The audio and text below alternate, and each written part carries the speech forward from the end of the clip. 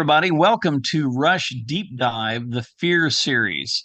I'm going to be doing The Enemy Within from Grace Under Pressure. Jim? From Signals, we have a song that talks about the fear of things that can be used against us. Right. And Eric, I think. from Moving Pictures, we have Witch Hunt, track 6. I'm Tim Derling, and like my picture, sometimes I freeze. Excellent. Excellent. So, what is the Always fear? wanted to do that. That's awesome. I That was love your it. opportunity right That's there, great. and you took it. Very good. Excellent. So, what is the Fear series? This probably isn't, news to Rush fans, but it was originally a trilogy, right? Began with Witch Hunt for Moving Pictures, which was part three, very enigmatically began with the end. The Weapon from Signals was part two. Then finally, The Enemy Within on Grace Under Pressure was part one of Fear. Um, so, but it ended with part four years later that was added on Vapor Trails. So, what is fear? We have to define fear first of all. We're afraid of things we can't control, right? When we think something is going to harm us or is a danger to us in any way, it triggers this emotional response that we have named fear. No one fears what isn't a threat or a danger. So, what made Neil write about this? I mean, Neil never just woke up one day and said, I'm going to write about this or that. You know, his lyrics were from life experience so much, and something would inspire him, catch his attention, awaken a sense of wonder. Then he'd think about it, and then he would write about it. So, what's behind the Fear series? Apparently, he had this encounter. And this is from a interview in 1994 from the Rush Backstage Club newsletter. He had this encounter with an old fellow. Um, Many of us old fellows are cynical curmudgeons, and apparently this fellow was. And he thought that, contrary to general opinion, people aren't motivated by the pursuit of happiness, right, or the pursuit of the good, but we're motivated by fear. We fear going hungry. We fear the other people that we don't understand. We fear the loss of freedom. So Neil said that this fellow believed that we make choices to avoid the bad things that we fear might happen to us.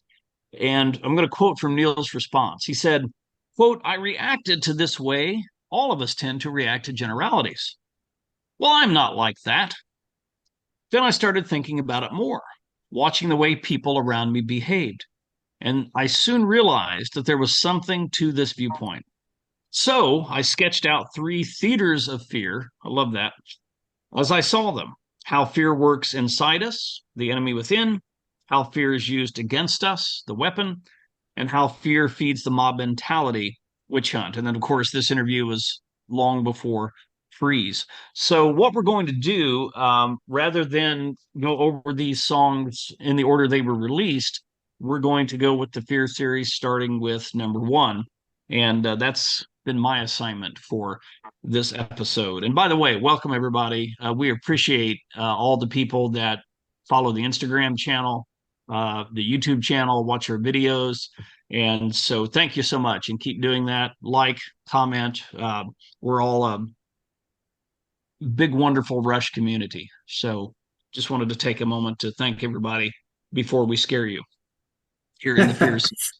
It's a dark time. So this is actually, we didn't plan this in light of current events and all the things that are going on, but it seems timely. And Neil's lyrics and the band's music continues to be timely because it speaks so much to our experience. So anyway, without further ado, with all that, the enemy within. This isn't real esoteric. Where is the enemy? It's within. We're all our own worst enemies at times. So this song seems to talk about not necessarily actual things we should be afraid of, right? But we tend to be afraid of things, and we create these things inside us, and it affects our behavior. So the lyrics, as always, have the message: things crawl in the darkness. And I love this, that imagination spins. It's not real. Imagination spins this. It's like I think the cartoon or meme that I saw, the bat is talking to its little bat child in bed and says, "For the last time, Ozzy is not under your bed." All right. Imagination funny. spins these things, and needles at your nerve ends, but they crawl like spiders on your skin. So all these interior fears create a fear of illusory things we think are out there to get us. And well, I'm getting ahead of myself, so I'll just say a couple more things. Um, I love, I guess it's the chorus to the song, but I'm not giving in to security under pressure. I'm not missing out on the promise of adventure. I'm not giving up on implausible dreams. How many rock and roll songs in the 80s use the word implausible? Yeah. One. That song. One. This one. Experience to extremes, experience to extremes. So, what is he not giving into? This fear, this enemy within that makes us fear things. And I'd love, I can't get inside Neil's mind. I can only speculate, but I'm not giving into security under pressure. I mean, to me, that's another way that Neil said what he said many times is I'm going to be the master of my own actions, and my own life, and I'm not going to miss out just because I fear. So what's great about this, he's Right. not denying that we have fear and trepidations and whatnot, but he's not going to let that stop him, paralyze him. And I'm not giving up on implausible dreams. What's implausible? Well, it's not very likely this is going to happen. It's certainly possible. But Neil, I'm going to press through and I'm not giving up on my dreams, even if they're difficult. And I'm not going to let fear, keep me away. Same kind of thing. Suspicious looking stranger flashes you a dangerous grin. Might be a person you encounter on the street walking by, but, you think, what's up with this person? Shadows across your window. As children, we always had these kind of fears. Was that just trees in the wind, or is there somebody out there? We go running to our parents' room or whatever. So, I'm not going to read all the lyrics, but it's just talking about these fears we create for ourselves, and Neil's not being critical of that. That's human nature. We tend to do that. Imagination spins Yeah. these sort of fears. Uh, how does that relate to the whole series? I think with the weapon being fears used against us, with witch hunt being fears that uh, other people have that cause them to act a certain way towards different groups of people. Uh, all of those interrelate. Your inner fears are going to be externalized into these other kind of fears. I think 1 and 3 actually go together exceptionally well Mhm. and Yeah. form a real kind of thread and narrative within there. So, as always, we've learned so much from this band over the years, and a song like this maybe make us a little more self-aware that the things you know that we think are fears are just things that we create ourselves. But don't give up on your implausible dreams. Just keep pressing on. So, yeah, that's the enemy within part 1 of Fear. Yeah. That's a great it's a really great tune. It's a great track. And I know you didn't talk about the music, but I just do want to mention though that there's a lot of like, ska and reggae style influence in this tune. And it's really upbeat. Like anytime you have something, especially something ska, it's very, very upbeat and kind of, bouncy and poppy, where the lyrics are, they're not necessarily super dark to me, but they're talking about something that is potentially very scary to yourself. Like, like that lyric, shadows across your window, was it only trees in the wind? I mean, I can't tell you how many times I looked out the window and saw something moving. It really truly was trees. And I'm like, ah. And then when I saw the movie Poltergeist, boy, that just like exploded 1,000-fold for me. It's like, ah. But I think, having the music that's kind of a little bit different tone than what the lyrics are is interesting. I Mhm. always think that is super interesting when that Yeah. happens with any artist. Yeah, no, I actually meant to say something about the music, but forgot. So I'm glad you brought that up. Ah. But I like the point that you make is that in some ways the music is kind of making, I don't want to say making fun of, but it's that balance between you have these fears, the enemy within, you know, Yeah, but making a little fun yeah. as well. And it's a great tune. Alex's guitar work in that and the harmonics. Alex Oh, is so great on harmonics, oh and so yeah. many just great Is harmonic moments and notes, in yeah, that he does. And yeah, and then all the, like I said, the skull, the, upbeats and whatnot. It's just, yeah, absolutely yeah. magnificent. It Oh is. yeah. And as always, Getty and Al writing the music, read together Neil's lyrics and capture the content and the emotion uh, that Neil was communicating with the music that they wrote and Right. played. Yeah. Yeah, for sure. Cool. The Weapon, All right, the weapon. So now one we of the go greatest to intros ever. I love the introduction. oh Speaking of man, music, yeah, talk This is about a scary one. it's a very not that intro, scary. but that's Look at him awesome too. dancing. Well, and that's the thing with the weapon. It's really fun because you've got a great intro to the song, but then that concert video with Count Floyd is just so great. And Signals was my very first Rush concert, and I saw that video projected at Reunion Arena in Dallas, Texas when I saw him, and it just kind of blew my little 15-year-old mind. I thought it was so great to have this little video clip on there. But yeah, with the music, I love the fade in, right? And it's fading in with Mhm. drums. So kind of at the beginning, I music wise, I think we're showcasing Neil a lot. So you got the fade in drums happening. He's getting really creative on the hi-hat. He's got a really cool rhythm that he plays. And if everybody has seen a video clip of him playing this live, he does a little stick flip when he's playing the little verse thing, which looks very simple, right? Is not as simple as it seems because you have to execute it properly, right? But it's just so great. It looks so excellent. And then I think Alex's guitar, he switches from a really clean melodic kind of almost a very clean melodic lyrical tone to distorted, but it's not like horribly distorted like the heavy metal distortions, right? But it's really great. And Getty's bass line I think is excellent. Of course, you got the keyboard sequence that's going on too, right?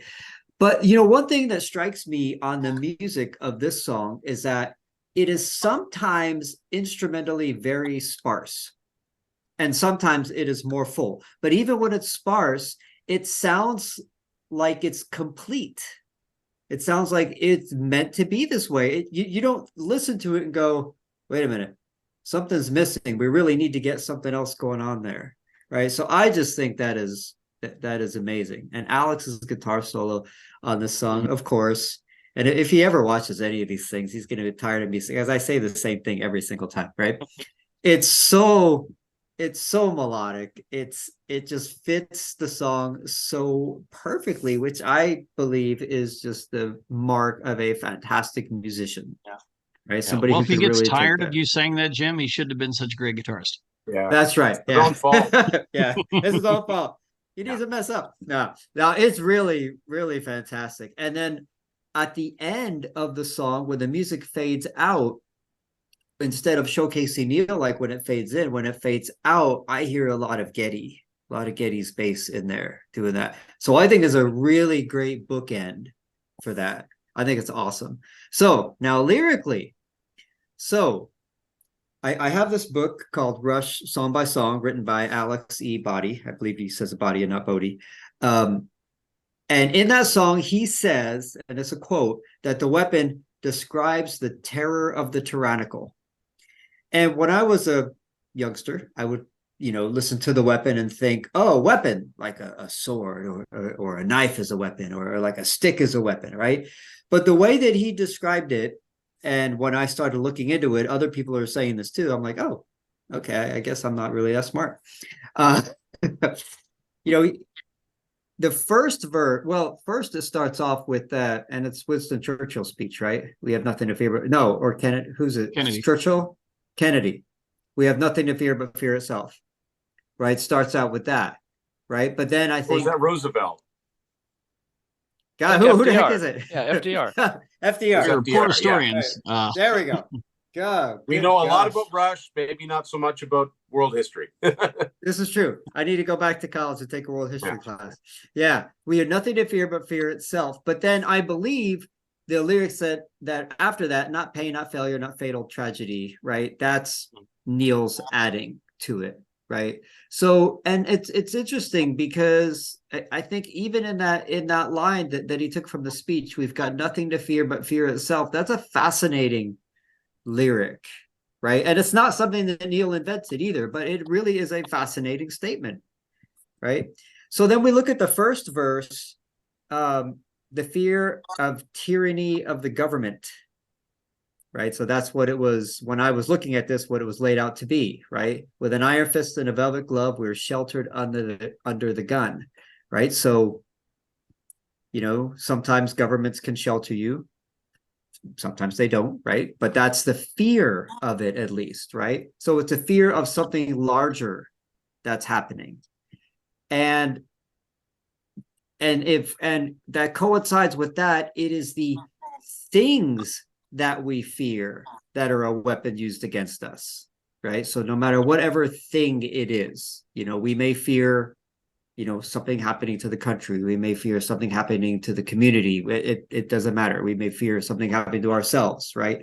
But it's the thing and then when they go into the next verse, they're talking about the danger of unquestioned religion, right? And I love some of these lyrics are pretty wild though. Can any part of life be larger than life? Right? So you think of something that's larger than life, like maybe a higher entity or something like God, if that's where your beliefs are, or wherever your beliefs are, that, right? Is it larger than life? Is it larger than your life? And some may say yes, and some may say no, right? But then what's interesting, like he goes into the lyrics, like a steely blade and a silken sheath, we don't see what they're made of, right? So on the outside, it looks really nice. But then you take that steely blade out and it's something very hard and very rigid, right? So instead of something more mellow and soft, it's more hard and rigid, and then not the next lyric, but he gets into the knowledge that they fear is a weapon to be used against us. So we go from the things that they fear to the knowledge that they fear. Okay. And like this has got to be deliberate. Like when Neil writes lyrics like this, it has to be deliberate. Okay.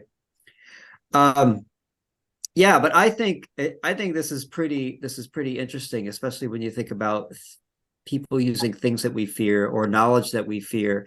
And we see this all the time. You can turn on the news any day of the week, probably any place in the world, and see something like that.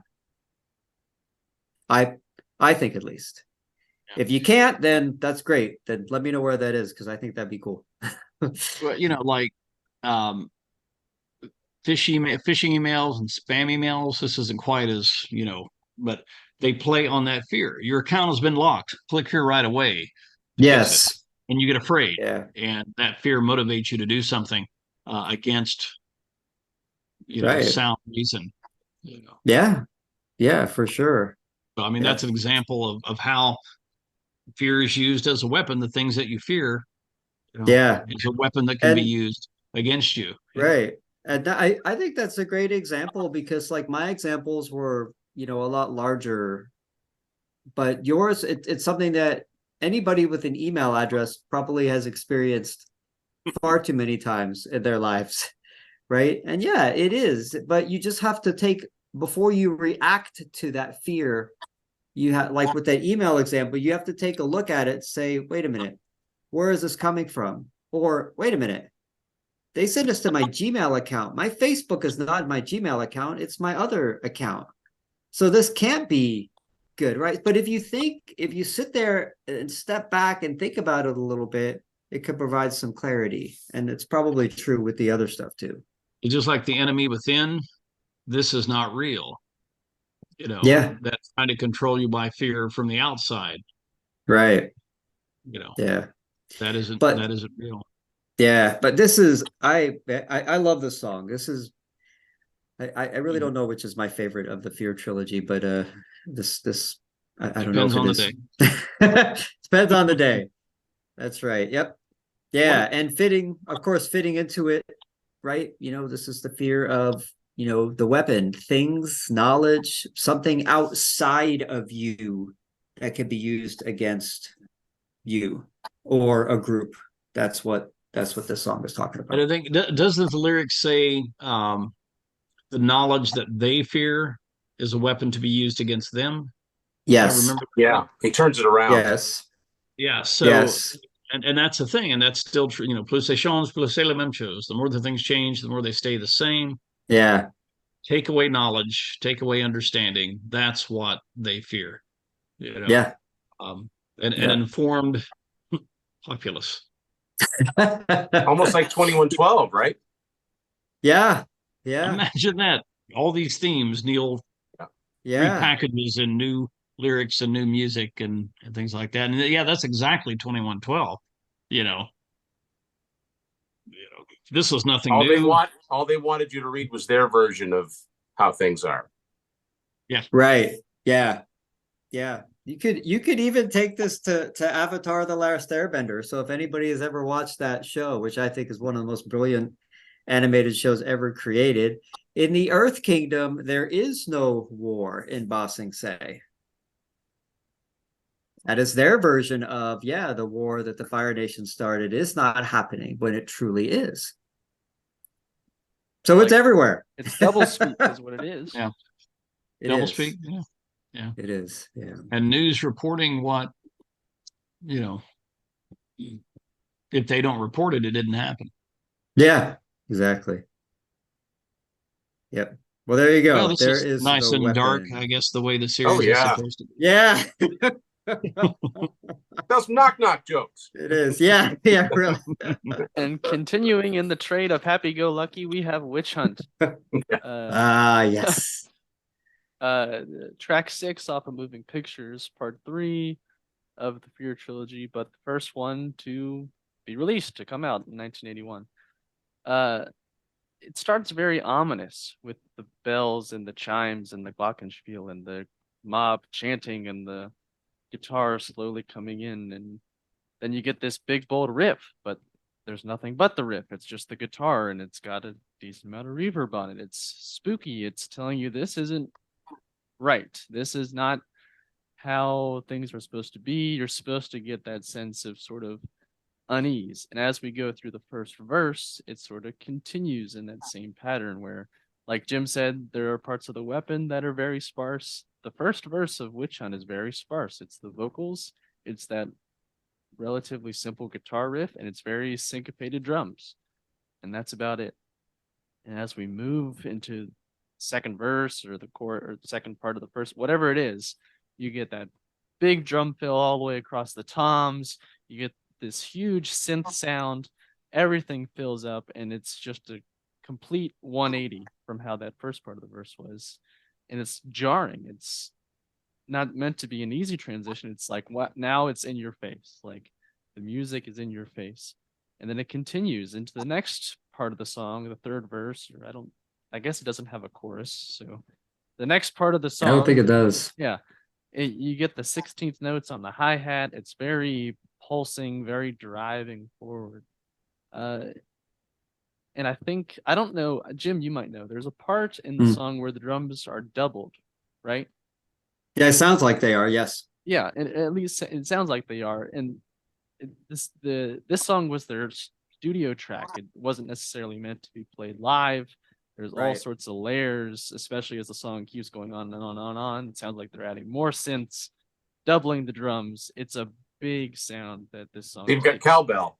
And yeah, the cowbell. And what I think is fascinating about the cowbell in this song is it doesn't sound like a gimmick like it does so often. It sounds right. It adds something to the spookiness of the song, I think. Almost heavy. It's almost Yeah. like a tolling bell. Right. Like, Yeah. gather, come Yeah. gather, we will fight the infidels or whatever, right? Yep. Exactly. It's serving a purpose more than just more cowbell. And I think that's Yeah, right. I think that's really cool. Yeah. But Just the right cowbell. right. Yeah. Right. And Right. I think this song is maybe not the best, but one of the best examples of the music being cinematic, where you can listen to the music and not have vocals and kind of get a sense of what's going on. And then Oh, once yeah. you hear, oh, the song's called Witch Hunt, It's you get it. You get Yeah. it without there being lyrics. And I think most of Moving Pictures was written that way, and especially with Witch Hunt, it's really cool. And then continuing into the lyrics, uh, those are cinematic as well. It's almost like they're written to be a screenplay. Like it starts, the night is black without a moon. Where does the story take place? When is it taking place? Oh, it's at night. It's on a hill where vigilantes are gathering on. What are the vigilantes doing? What do they look like? Oh, their features are distorted. It's written like, here's what's happening. It like Mhm. if you wanted to make a music video of Witch Hunt, all you would have to do is follow the lyrics word for word, and you'd get pretty darn close without adding almost any words. It's Yeah. Neil is not parsing words here. He's saying, here's what's going on. Here's what I think. He's not messing around. He's being very blunt with what's going on and what he's I trying got to to ask you, convey. Eric. Sorry to interrupt, but what No, do you make of the line "without a moon"? I assumed it was there may be another meaning, but I assumed there was it's a new moon there, and that's just how it was. Do you think there's more to it? I honestly never thought about it. I don't think before now, but even with moon, we get some light. Yeah. I always just thought maybe it was a cloudy night. Hmm. Yeah. Yeah, I thought there's it no light at all here whatsoever. It's all right. darkness. It adds like to the 1930s Universal Studios monsters. Like Yeah. When the how only light you spooky can see we is the make it? torchlight. Right. The Yeah. light of the Yes. vigilante. Yeah. Yes. You kind of like have this vision of all of the mob going after the Frankenstein monster, right? That's what I have Yeah. in my head. That you know. There's always another meaning that you just have to look for it. So Oh yeah. this is what you guys are for, right?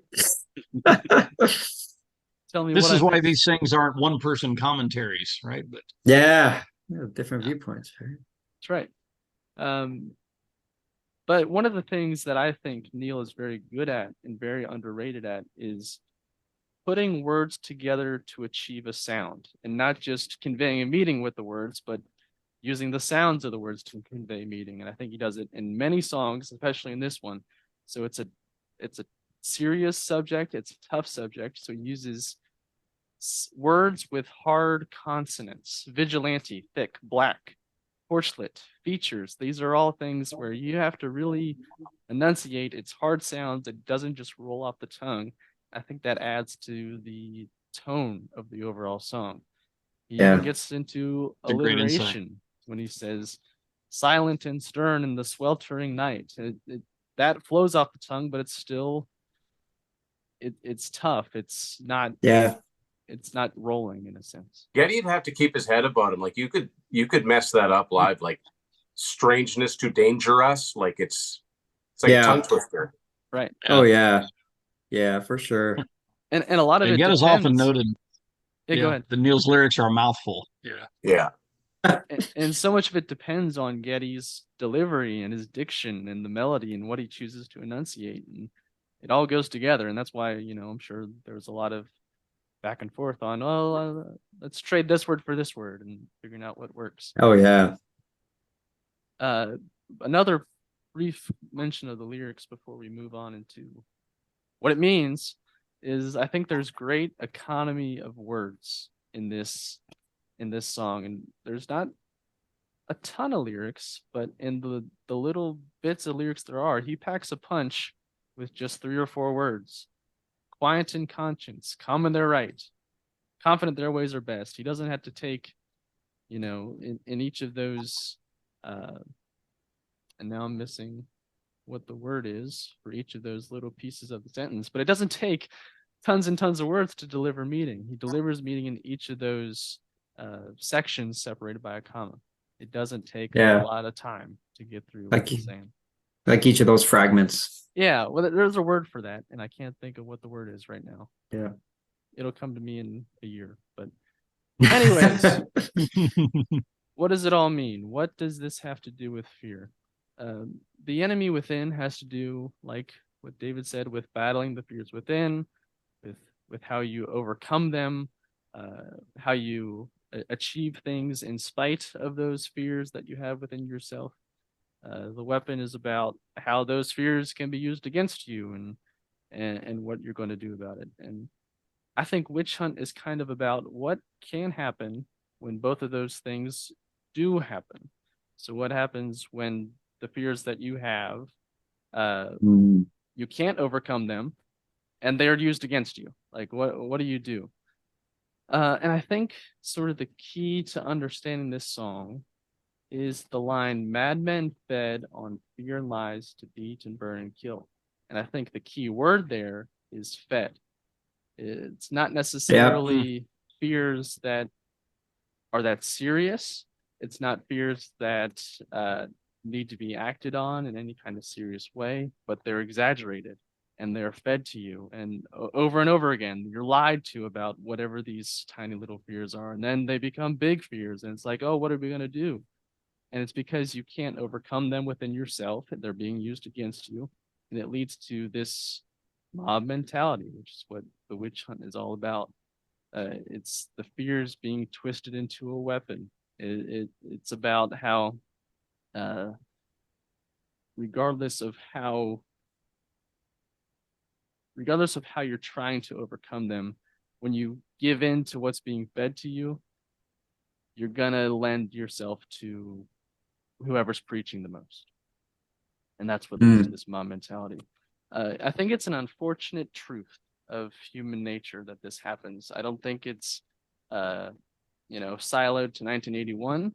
I don't think it's siloed to 2023. It was happening 1,000 years ago. It'll happen 1,000 years from now. I think there's some comfort in that, in an odd way, that we're not the only ones dealing with these things, that these things have been happening forever and will be happening forever. And as much as it seems like everything is terrible now, everybody finds ways to deal with things. Oh, we lost David. Hopefully he'll be back. Hopefully he'll be back. Anyways. We scared him. We scared him. We scared him. Scared him. Scared him off. Yeah. But anyways, these things have been happening for a long time. This mob mentality, these fears, all this, it's not anything new. But Neil's challenge to everyone stays the same throughout, whichever generation you're a part of. And that challenge is, what are you going to do to save us from ourselves? And that, I think, is the message of Witch Hunt. Yeah. I'm asking David if somebody turned off his Wi-Fi. Yeah, Witch Hunt it's an incredible song, and like you mentioned, Eric, right? It's sort of the tone of that song. It just fits so well with the lyrics, right? And that's one where, in some other songs, like on The Enemy Within, you've got like the music is a little bit more upbeat and happier, and the lyrics are a little more darker. But in Witch Hunt, the music is dark and the lyrics are dark. They are both dark. But I think I think you're right. You could just kind of listen to the music and kind of get a sense of what's going on. I think the entirety of side 2 of Moving Pictures was that way, to be honest. But yeah, but Witch Hunt is very much that way. And interestingly, when Russ started to perform it live, Neil would play this tune on his electronic kit. Mm-hmm. I would guess for 2 reasons. One is to get the doubling toms, like the drums that go down that sound like they're doubled on the record. You could easily, trigger that, and do that. And another is to use a foot pedal for his cowbell. Yeah. I think that's what he did for both of those. But yeah, this is it's another amazing song. Well, Rush, all of her songs are amazing. But yeah, this one it's something else. something special, I It think. is. And as I was listening back through it today, trying to listen to how they were trying to recreate it, since it was meant to be their studio song, and they did end up playing it live on 3 or 4 tours. Uh, Towards the end of the studio version, you get Geddy's sort of bass solo, but there's a wall of synths behind it. So how can you recreate that? Well, what they did is Geddy Right. would stay on the synths, and Alex played a solo over it, and it Yeah. sounded like it was Yeah. sort of improvised each time, because the 4 tours that I listened to today, each solo was a little different. So I think he probably just Ah, improvised over it, and I'm a sucker for there you Grace Under go. Pressure I live. never, So you know what, that never occurred. I know exactly what you mean, but it never really, yeah, that's right. There is that bass part. It's funny. The first time I heard this song, I hadn't gotten all the Rush albums, but I bought A Show of Hands when it first came out. Because Oh, that was the first Rush album I bought when it first came out, and Witch Hunt was on there, and I thought it was a really cool song. But really, it wasn't until I got Moving Pictures and listened to it with headphones. It's ominous. Like it's even the way that Geddy's vocals come to, like it's almost like I don't know if they're doubled, but they're really loud in the mix. Like that night is black. It's like, well, I'm listening, and I like how I don't know which one I prefer, but you know how he says in theaters and bookstore shelves.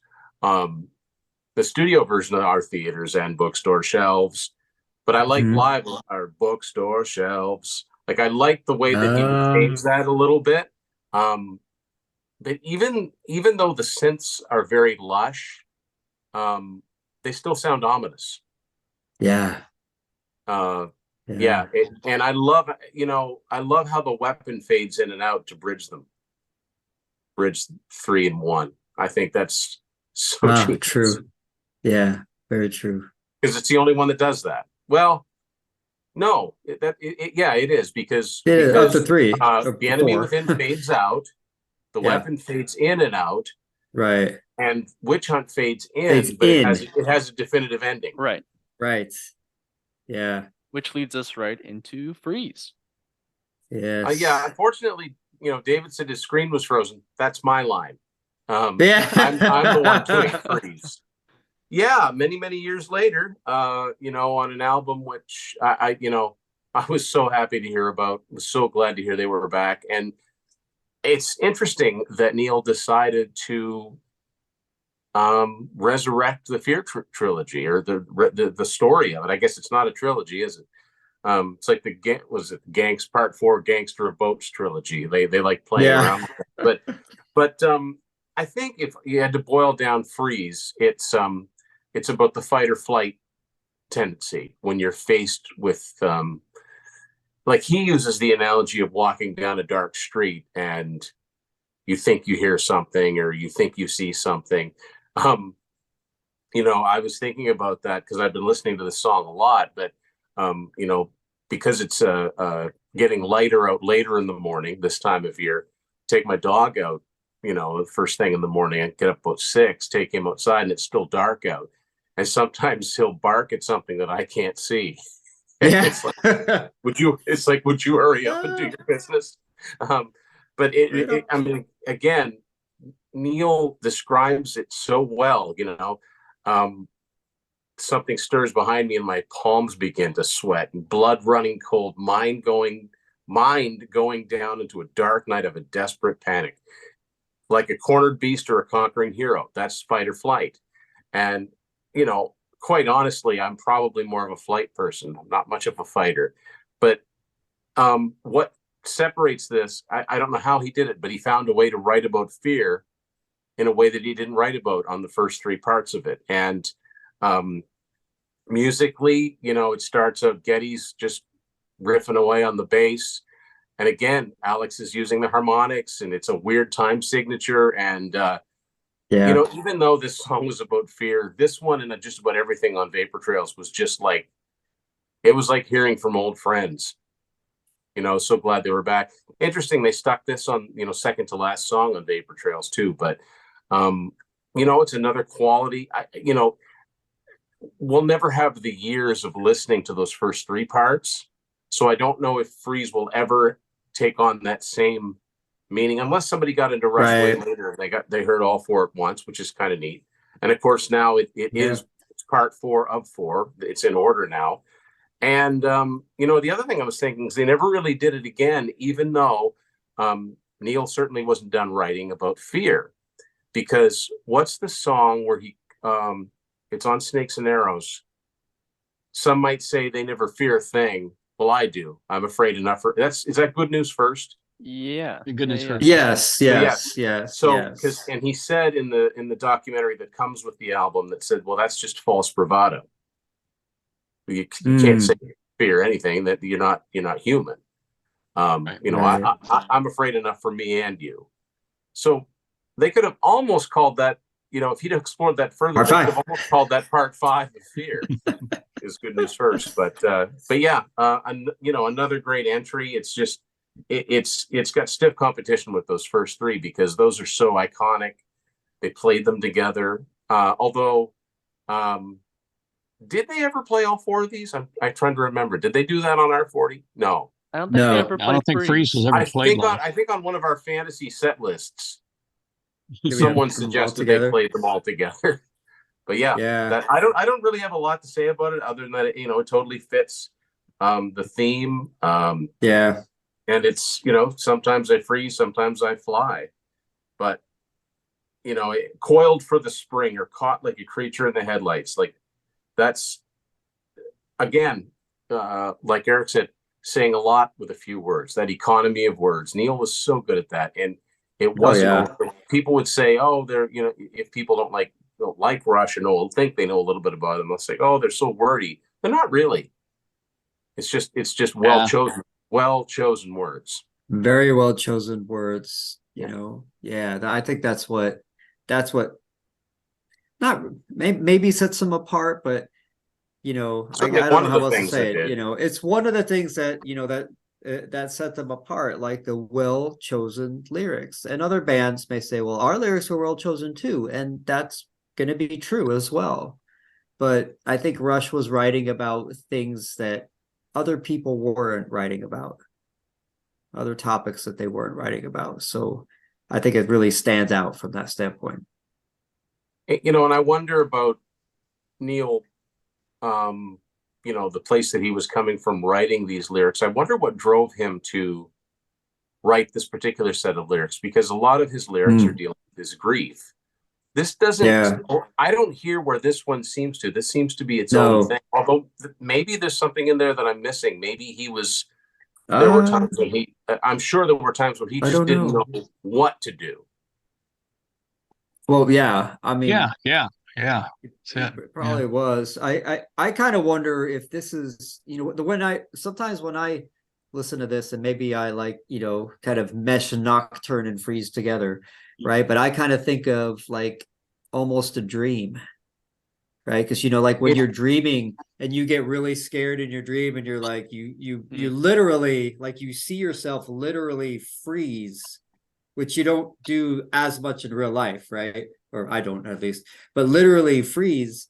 So I kind of think, for some reason, I think about a dream with this song. But well, I think even though it's probably more than that, they don't do anything on not on purpose. So I think there's a reason that Freeze follows Nocturne. Yeah. Another great song. But yeah, and the music is great. You mentioned the music in this, because it is the beginning part of it with the with the riff that Alex is playing and what Geddy's doing, and when Neil comes in, it's very jarring. It's frantic, right? Because and they're obviously doing that on purpose, because they've composed countless songs and odd time signatures that, unless you're a musician or unless you're really listening intently, you can't tell that this is something weird or different, right? So they make it flow. But in this one, I'm sure they obviously made it this way, and I think it's great because there's that jarring element, but there's also a very melodic element to the song. When it gets to that coiled for the spring, caught like a creature in a dead, that's so melodic and sick. It opens up the whole thing. I love that part. I think it's some of Geddy's best work, in my opinion. I'm a sucker for Vapor Trails, and I'm especially a sucker for this song is unbelievably melodic all throughout. Yeah. And even the chorus is melodic. And the chorus is more to what Jim's talking about. It's in an odd time signature, but it's not really obvious. It's one of those examples Right. of Rush manipulating time to their will, and it's not meant to be jarring. It's meant, like Eddie would say, like to Tom Sawyer, you could dance to it, but you'd hurt yourself. It's only really when you try to. It's only really if you were to try to bust a move to Yeah. the chorus where the one would keep moving to a different spot. Yeah. But Right. but if you just keep you can just keep that quarter time feel to it, and it doesn't sound as odd. But that beginning is, it's meant to be jarring. It's meant to get your attention, and it does. Yeah. Yeah. Such a great song on such a great album. Yeah. For sure. Cool. Cool. Everybody Well, I don't know scared how- yet? Oh, Scary, really scary. So David got scared, so his screen froze I did. because his screen was scared. Now he's back. So I don't know how Welcome this is back, going to sir. look on the finished product, but yeah, I'm sitting there listening to Eric, and all of a sudden I thought, oh, Eric's thinking really carefully about this next point. And then he still kept not moving. When I noticed everybody was not moving. I was doing a call once and my phone was dying, and I thought it was plugged in, but it wasn't. And then all of a sudden somebody was talking and they started and I thought, I don't know what happened, but either my phone's dying or I'm having a stroke. but my Wi-Fi was paralyzed in fear or something happened. Yes. So I have to ask, since I freezes. was out, I'm sure, Eric, you talked about that wonderful line, quick to judge, quick to anger, slow to understand. I didn't you make did it to not. that one. Hand in hand. He Oh, did not. that I love that line. I mean, it's Great line. again the economy of phrasing, the economy of words. Quick to judge. What follows from that? Quick to anger. What follows from that? Well, you're pretty slow to understand. Yeah. Ignorance and prejudice and fear walk hand in hand. That's just absolutely. I love how that's the last brilliant lyric in the song, and it just lets the music go out and lets you think about it. It's almost like he says it, mic drop. Like I can't, that's all I got to say. And it does. The music then kind of fades out as you're like contemplating this, but it, like a lot of Rush songs, it does kind of end almost on a hopeful high note in those last few notes, but you're not quite sure just yet. And that's Vapor Trails too. There's a lot of songs of Vapor Trails. It's about such a dark theme and the dark time in Neil's life, but yet, the song Vapor Trails itself, One Little Victory, there's so much hope in it despite that. And so I'm glad to be back. I was gone for Good to 5 have you months. back. Yeah. Trying to figure out what was going on. Were you scared? I was terrified. Well, it was dark. It was dark. Your screen was. It was dark. Yeah. Dark. I without froze. a moon. That's never happened before. Without a moon, the air became thick and still. Yeah. What you gonna do? But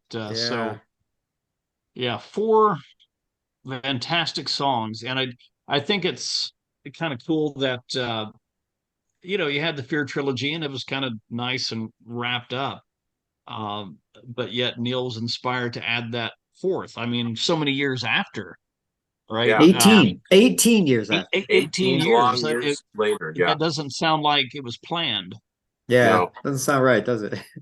Yeah, as much as, we need here's another part to this. I'm still waiting for more of the Gangster Boats trilogy. But Don't yeah, hold your Fear breath. yeah, I'm not when I have a cat attacking me here. What else we got as far as gelling these 4 songs together? It seems to encapsulate our human nature, our propensity to be anxious and to fear. And I love, Tim, what you brought in from Good News First. You say they never fear a thing, but I do. And I fear enough for both me and you. That's just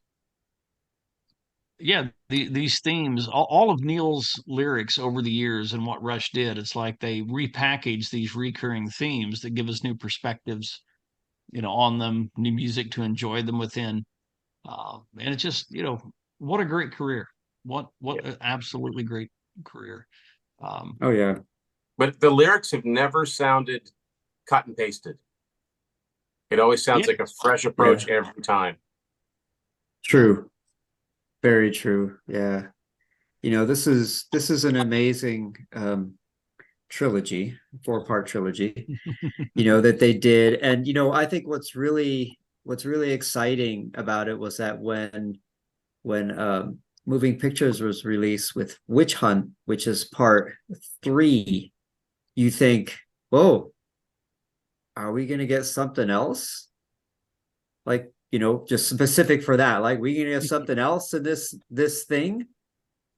So that was kind of exciting when you're sort of living those albums being released. It was interesting. Right. I wonder, actually was there any thought of what did I miss? Where was 2 and 1? But it's like when Star Wars first came out, episode 4, it's like, wait, what? Yeah. Interesting though, on Star Wars though, it was not called episode 4 on the release date. It was just called Star Wars. Right. Yeah. And then they put it in order. Yeah. The mythology was built around it. Yeah. The other thing is that it is kind of interesting how Freeze, I think, has most in common with The Enemy Within, because it's all very, even though you are faced with something happening, it's all very internal. So it almost kind of, even though it seemed like it was wrapped up, it's like, okay, it was wrapped up. Now Neil put a bow on it. Yeah. Yeah. Yeah. Right. Wow. Yeah. What a great series. What a great series this was that these guys did. Yeah. Awesome. And it's just a microcosm of the entire catalog. It's just really fun to be able to take these particular songs. And would we, if they hadn't provided the subtitle, would we have ever had any idea these songs were related? I could imagine an episode where we're going, yeah, right, yeah. Possibly not. There's a theme going on. Or we would have added Good News First or other. The next Rush Roundtable, make your own Rush trilogy. Yeah. There we go. That's actually not a bad. Yeah. That's a good idea. Yeah. But the catalog is so rich with ideas. So it is. I think somebody somewhere will always have something new to bring, some new perspective on that recorded body of work. Yeah, that's what's great about great ideas, and this is what Neil was so good at. It's not just a message that's what it is, and you hear it and it tells you what to think, but it provokes your thought. Yeah, it tells you and makes you think about so many other things that Neil himself wasn't necessarily writing about, because we bring our own experience, our own fears, our own hopes, whatever, and the songs resonate with us in our own life. And he said, I think that Getty came to him and said, I really like these lyrics right here, and I'm glad they're about this. And he said, well, that's not what I had in mind. Yeah. So even within the band, there was, the back and forth, like, oh, I thought it was about this, but I guess yeah. And if you think it is, then I guess it is. Yeah, true. And that's one great thing about Neil's lyrics, because like how we have all talked about and interpreted these 4 songs might not be exactly the same as other people will interpret these songs. Right. But it doesn't mean you can make Rush say anything you want him to. No, right? But yet there are so many layers of meaning within those lyrics that can be uncovered. Yeah. I mean, it's not, it's like, it's kind of like Neil writes, I don't want to say in the abstract, but he doesn't always write something that's so straightforward, like as I picked up the pen from the table. I mean, that's pretty straightforward. I picked up the pen from the table, right? He's writing something else, that could describe that same action, but he's going to say it in a different way. You're like, oh, wait a minute, what does he mean there? Which I always think is fascinating. Yeah, I've seen so many people say things like, oh, Rush just catered to what I want to believe. There's, you see confirmation bias come in with some people's reading of the songs, but if you ever read any song in such a definitive way that this is the box that it's in, I don't think that was Neil. That was never, Yeah. I like what Neil said. It wasn't a lyric, but he said all generalities are false, including this one. Well, one of his favorite philosophers, Friedrich Nietzsche, there are no facts, only interpretations. And this too is an interpretation. There we go. Yep. Yeah. So Perfect. well, can I right. end on a nerdy note? Yeah, do it. Just a little bit. I just got back from Toronto. I was up there for 9 days, spent a couple days. One of our Rush fans, roundtable participants, Paul Cormier, met me. We, toured all the holy sites, on our pilgrimage and whatnot. And we spent a night at Henderson Brewery. And it was just absolutely fabulous. One of the things I brought home, I don't have a bar, but now I'm going to have to build one because, I got my little bar mat thing, Nice. and I managed to pack my bottles of the Signals beer, the Xana Brew, and wonderful story. And this is there we go. I can run over there and bring. I got a few of those cans. I got the bottle. Yeah. But without, how are we on time? I don't want to push the time, but I have a cool story to end with. We'll be It's fine. not very Have at it. scary. Yeah, Okay. go for it. So they were telling us, we did a tour and they did a history of the brewery, and Henderson Brewery is just a small local microbrewery there, kind of in a depot, kind of the train district and stuff. Uh, been there for decades. And at one point, they had used it like a picture of Getty or something in one of their promotions, and I guess they got a cease and desist from management to do that. Yeah. So fast forward, Getty and Alex want to create a beer and they want to be involved in the process. And so management went out and this is just kind of the story as we got it, and I hope I'm remembering it correctly. They went out to these big breweries and they all said, well, we don't do special brews or additions, but you can put your label on one of the beers we already make. And Getty and Alex is like, well, no, that's not what we do. We want to be involved in this process. And then they remembered, didn't a couple of years back we sent a cease and desist to this little brewery in Toronto called Henderson? Let's go talk to them. So they did, and what kind of the brewmeister did was create like 50 small batches of different beers, which get an Al sample all of those, and that finally worked into the one they picked for Rush Golden Ale. And then they just started having fun making limited editions like the Signals, the Moving Pictures, the Xana Brew, and some of the others. So how Rush That's is it funny. to be told by the big companies, well, we'll do it this way, and they said, no, it's 2112 all over. And they found this brewery that they had sent a cease and desist to a couple of years before, partnered with them. And there's a Oh, huge wow. vat, what's that? That says Rush Beer lives here.